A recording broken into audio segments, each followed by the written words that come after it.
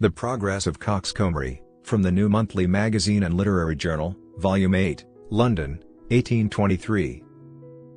Nemo repente fuit andissimus. The transformation of the chrysalis into the butterfly is not more complete or surprising than that of the slovenly schoolboy into the finished civil, academic, or military dandy. The last metamorphosis is, however, more gradual than the former. The nice observer can easily mark the successive stages of its development from the superstitious tie of the cravat and scrupulous brushing of the hat of mornings, to the minute observance of the entire ceremonial of foppery, and faithful discharge of the whole duty of dandyism. The passion for dress is, generally speaking, stronger in the fair sex than in ours, and is in them infinitely more excusable.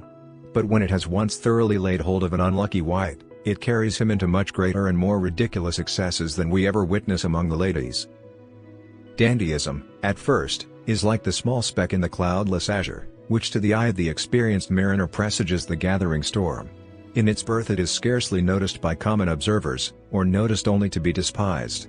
But it gradually increases by fresh accessions of vapor, until the intellectual horizon becomes completely overcast, and the sun of reason from far peeps with a sickly face, too weak the clouds and might fogs to chase. The late Hugh Peters was a striking instance of how far the genuine dandy mania could carry a man, who in other respects was not destitute of natural good sense. In Hugh, indeed, this disease appeared to be constitutional. He evinced evident symptoms of it at a very early age, and it continued with increasing violence to his dying day. This master passion was not to be controlled by sickness, poverty, imprisonment or exile. It burned with as much fervor in age as in youth, and was scarcely extinguished by that universal damper, death. Hugh, as I have said, began dandyism at an early age. His parents were of the straitest sect, Methodists. They, of course, reprobated all vain adornment of the outward man, considering the gauds of dress as the ensigns of Satan, and so many badges of subjection to the kingdom of darkness. They were careful that Hugh should be arrayed with the utmost plainness, in clothes of the coarsest texture, and the most ungainly fashion. The style of his habiliments was singularly ludicrous, and afforded infinite diversion to his young companions. Instead of being dressed in the fashion of boys of his own age and rank, he was attired like an old man. He usually wore a blue coat with covered buttons, which fitted him like a sentry box, and exhibited a latitude of skirt that would have done honor to George Fox himself. You would swear that he had been measured by the tailors of Laputa, or the ingenious artist who works from hasty observations taken on the body of M. Rothschild, during its transit to the stock exchange. His waistcoat was of a sober brown, with pocket flaps 5 fathom deep, that overhung a pair of scanty corduroy inexpressibles, scarce covering the cap of his knee. Grey yarn stockings, shoes, or rather brogues, 2 inches in the sole, and a broad-brimmed hat, completed the exterior of the elegant Hugh Peters. The system pursued by his parents produced an effect diametrically opposite to their intention. It turned the boy's regard to the subject of dress, and generated and fostered the desire of decoration. He ventured, as he grew older, though with a trembling hand, to make some slight reform in his costume. He disfranchised his enormous coat flaps, and succeeded in cancelling a few sinecure pockets. This he managed by cultivating a good understanding with his tailor. But all his efforts were fruitless, to oblige his corduroy breeches to vacate their seat, or to prevent the annual return of the broad-brimmed beaver to the presidency of his pericranium. He managed, however, to procure a pair of buff leather gaiters as a counterbalance to the corrupt influence of the one, and in some degree to alter the constitution of the other, by cocking it up at the sides with black pins, a measure which would have rendered him a prime favorite at the court of St. Petersburg, when Paul, the hater of round hats, was autocrat of all the Russias. It is not to be imagined that even these changes were effected without considerable opposition. In fact, they gave birth to continual explosions of present wrath, and fulminations of wrath to come, on the part of his father. His mother, too, added her mite of zeal in predicting the eventual perdition of her only son, for who, as she acutely remarked, could escape hellfire, that wore a cocked hat, and sulphur-colored gaiters? But Hugh had arrived at that age and stature where flagellation ceases to be practicable, and exhortation to be efficient. His parents could not succeed with wind-of-airy threats to awe, whom now with deeds they could not. Their only resource was to deprive him altogether of money, and though this could not wither his dandyism in the bud, it yet checked its growth for a season, and imparted to it a stunted character of original and ludicrous peculiarity. Necessity is the mother of invention, and some of Hug's devices at this period to put off the clown and put on the dandy were sufficiently ingenious, though often productive of ridiculous results. He turned tailor in his own defense, but his earlier attempts to modify his habiliments were, like the infant efforts of every art, rude and clumsy to a degree. He reduced the latitude of his skirts without any very strict observance of mathematical proportion, and finished his work with no particular neatness of stitching.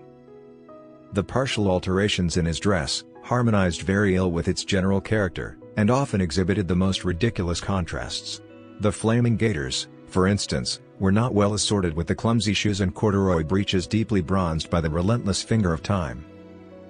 The tail of his coat, cropped short by his rash hand in evil hour, gave to the otherwise too ample garment something of the look of a fireman's jacket destitute of the badge and made by a most ill-conditioned tailor. A red waistcoat, second-hand, trimmed with old fur, and, in the fashion of the day, ridiculously short, which he purchased of an honest Israelite, seemed within the prodigious lapels of his external habit, like a flea in St. Paul's, or Gulliver in the embraces of Glumdalclitch. His neck enveloped in muslin manifold, rose above his humble collar, like the Tower of Lebanon which looketh towards Damascus. But an invention which he hit on, for the decoration of his nether limbs, was indeed a chef d'oeuvre. Entertaining a high opinion of the symmetry of this part of his person, he longed to reveal its graceful proportions in the seductive transparencies of stocking web. His uncle, who was something of a dandy, gave him an opportunity of gratifying this penchant by the present of a pair of cast-off tights. These, though somewhat large, Hugh contrived, by his sartorial dexterity, to adapt tolerably well to his own person. But on trying them on, though highly gratified by the contemplation of the femur and tibia, he found that something was still wanting to the perfection of their development. Our desires increase with our possessions, and every new gratification gives birth to a fresh necessity.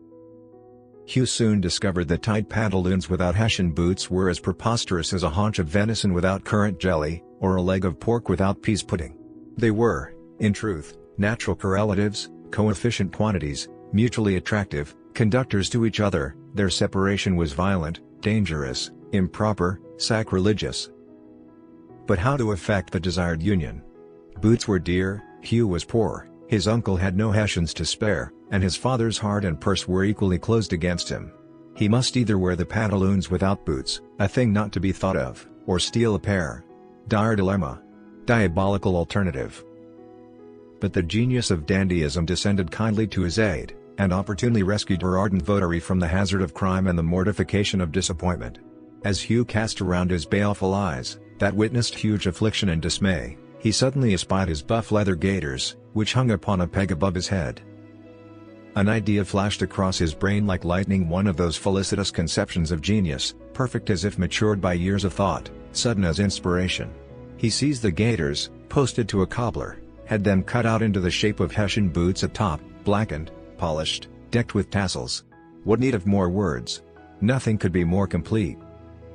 The following day was Sunday. He appeared at church in complete costume, cocked chapeau, hood, ding cravat, red waistcoat, fireman's jacket, brown-colored tights, and gaiter boots, the admiration of himself, the derision of many, the astonishment of all.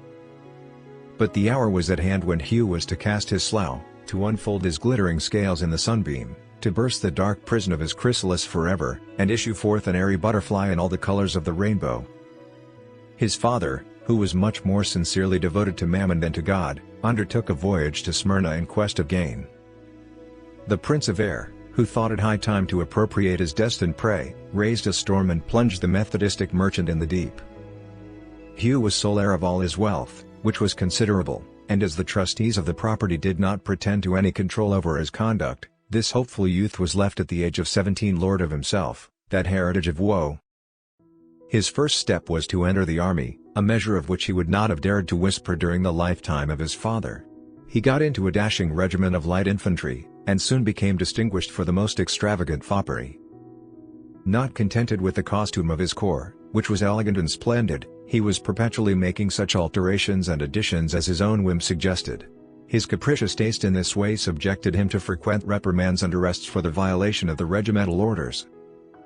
His offences became at last so frequent and so flagrant, that the colonel, much of a martinet, told him that he must leave the regiment unless he thought proper to conform to its regulations of dress.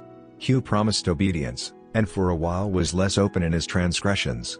But his ruling passion was too strong to be controlled for any length of time. He went to a garrison ball in a fantastic costume which bore a caricatured resemblance to the uniform of his corps. The first person he met there was the colonel, who insisted on his leaving the room immediately, and as colonels seldom experience much difficulty in the removal of an obnoxious subaltern, his exit from the regiment very speedily followed his exit from the ball. He was, in fact, advised to tender his resignation, and he had too much knowledge of the army not to feel the propriety of following this judicious counsel.